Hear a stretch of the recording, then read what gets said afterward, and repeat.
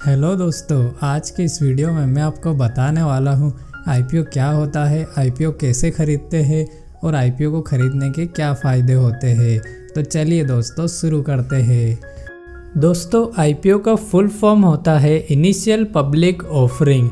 मतलब जब कोई प्राइवेट कंपनी पहली बार अपने शेयर मार्केट में बेचती है या पहली बार कंपनी शेयर मार्केट में लिस्ट होती है तो वह प्राइवेट कंपनी प्राइवेट नहीं रहती है बल्कि पब्लिक कंपनी बन जाती है, क्योंकि अब इसमें पब्लिक का भी पैसा लग जाता है। अब बात आती है कि क्यों कोई कंपनी अपना आईपीओ लाती है और शेयर मार्केट में लिस्ट होती है। तो चलिए दोस्तों जानते हैं इसके बारे में। दोस्तों, इसको समझने के लिए मैं आपको एग्जाम्पल देता हूँ। मान लीजिए मिस्टर राम की एक कंपनी है जो कि 100 करोड़ की है और मिस्टर राम अपनी कंपनी को बढ़ाना चाहते हैं या अपने बिजनेस को एक्सपांड करना चाहते हैं, तो मिस्टर राम को 50 करोड़ रुपए की और ज़रूरत पड़ेगी। अब या तो मिस्टर राम ये पैसे किसी बैंक से लोन ले सकते हैं, लेकिन अगर मिस्टर राम बैंक से लोन लेते हैं तो मिस्टर राम को ब्याज के साथ इसे चुकाना होगा, जो मिस्टर राम के लिए बहुत महंगा पड़ जाएगा। और बिजनेस में हम कभी भी 100% श्योर नहीं हो सकते हैं, क्योंकि बहुत सारे फैक्टर इन्वॉल्व होते हैं। यहाँ कंपनी बहुत बड़ी भी हो सकती है और कंपनी डूब भी सकती है। और अगर लोन लेकर पैसे लगाने के बाद भी अगर कंपनी डूबती है तो बैंक मिस्टर राम की प्रॉपर्टी, घर, एसेट पर कब्जा कर लेती है और मिस्टर राम को अपने आप को दिवालिया घोषित करना पड़ सकता है। तो इसलिए मिस्टर राम सोचते हैं कि मैं अपनी कंपनी को शेयर मार्केट में लिस्ट कर देता हूं और कंपनी का आईपीओ रिलीज़ कर देता हूं। उससे होगा क्या कि लोग मेरी कंपनी के शेयर खरीदेंगे और वो सारा पैसा मेरे पास डायरेक्टली पहुंच जाएगा और उस पैसे से मैं मेरी कंपनी को बड़ा कर पाऊंगा और एक्सपैंड कर पाऊंगा, अपनी सर्विस और प्रोडक्ट को इंक्रीज़ कर पाऊंगा।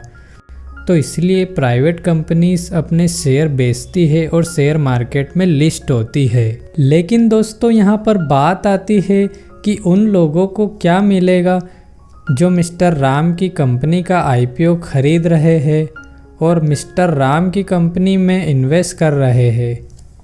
तो चलिए दोस्तों जानते हैं। उन लोगों का सबसे बड़ा फ़ायदा ये होता है कि जब भी कोई प्राइवेट कंपनी पहली बार शेयर मार्केट में लिस्ट होती है और पहली बार अपना आईपीओ रिलीज़ करती है तो उस वक्त कंपनी अपना वैल्यूएशन या शेयर का प्राइस ना ज़्यादा लो रखती है और ना ही ज़्यादा हाई रखती है। अब अगर कंपनी का बिजनेस परफॉर्मेंस बहुत अच्छा है और कंपनी के लिए ग्रो करने का बहुत स्कोप है तो ज़्यादा से ज़्यादा लोग इस कंपनी के आईपीओ को खरीदने के लिए बिड लगाएंगे, मतलब बोली लगाएंगे, जिससे कि कंपनी के शेयर की डिमांड बढ़ती है और उसकी वजह से बहुत कम समय में ही शेयर 2 गुना या 3 गुना हो जाता है। इसे मैं आपको एक प्रैक्टिकल एग्जाम्पल से बताता हूँ। अभी हाल ही में अडानी विल्मर का आईपीओ आया था, जिसका बिड प्राइस था 218 रुपये से लेकर 230 रुपये, और जब यह आईपीओ शेयर मार्केट में लिस्ट हुआ तो कुछ ही दिनों में इसका प्राइस 400 रुपये के भी पार चला गया था। यानी कि किसी ने अडानी विल्मर के आईपीओ में 1 लाख रुपये लगाए होते तो कुछ ही दिनों में यह रुपये 2 लाख रुपये बन जाते, मतलब डबल हो जाते। मगर दोस्तों, अगर किसी कंपनी का बिजनेस अच्छा नहीं होता है और ग्रोथ का स्कोप कम होता है तो आईपीओ लेने के बाद उसको नुकसान भी हो सकता है। इसीलिए दोस्तों, आप जब भी किसी कंपनी का आईपीओ ले रहे हो तो उस कंपनी के बारे में सारी जानकारी प्राप्त कर लें। अब दोस्तों, अगर आप किसी आईपीओ के लिए अप्लाई कर रहे हैं तो कुछ बातों की जानकारी होना बहुत ज़रूरी है। जैसे कि जब आप आईपीओ के लिए अप्लाई करते हैं तो ज़रूरी नहीं कि आपको आईपीओ मिलेगा ही मिलेगा, मिल भी सकता है और नहीं भी, क्योंकि दोस्तों आईपीओ के जरिए कंपनी अपने लिमिटेड क्वांटिटी के शेयर बेचती है और अगर उस क्वांटिटी से ज़्यादा की एप्लीकेशन आ जाती है तो आईपीओ सभी को तो नहीं मिल सकता। दोस्तों, दूसरी इम्पोर्टेंट चीज़ है लॉट साइज। आईपीओ में आप आपकी मर्जी से 2, 4 या 10 शेयर नहीं ले सकते हैं। आईपीओ में आपको शेयर लॉट साइज में ही खरीदने होते हैं। लॉट साइज में कंपनी मिनिमम और मैक्सिमम क्वांटिटी फिक्स कर देती है। दोस्तों तीसरी इम्पोर्टेंट चीज होती है मैक्सिमम लिमिट। आप अपने डीमैट अकाउंट से एक मैक्सिमम लिमिट तक ही शेयर के लिए अप्लाई कर सकते हैं। इससे ज़्यादा लॉट आप नहीं खरीद सकते हो। मतलब मान लीजिए कंपनी ने रिटेल इन्वेस्टर के लिए मैक्सिमम 10 लॉट का कोटा फिक्स किया हो तो आप 10 लॉट से ज़्यादा नहीं खरीद सकते हो।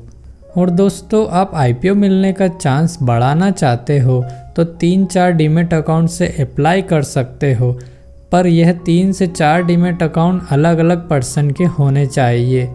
आप अपने फैमिली मेम्बर की आईडी से भी डीमैट अकाउंट ओपन कर सकते हैं ताकि कोई भी अच्छा आईपीओ आए तो आप उन सभी के डीमैट अकाउंट से अप्लाई कर सके। तो दोस्तों best and free demat account opening का लिंक मैंने डिस्क्रिप्शन और कमेंट बॉक्स में दिया है। वहां से क्लिक करके आप फ्री ऑफ कॉस्ट अपना डीमैट अकाउंट ओपन कर सकते हैं, वो भी मोबाइल से। दोस्तों वीडियो थोड़ा भी अच्छा लगा हो तो लाइक ज़रूर कीजिएगा। एंड अर्निंग और इन्वेस्टिंग से रिलेटेड और भी वैल्यूबल कंटेंट मैं लाता रहूँगा तो मेरे चैनल को सब्सक्राइब भी ज़रूर कर लीजिएगा। Thank you.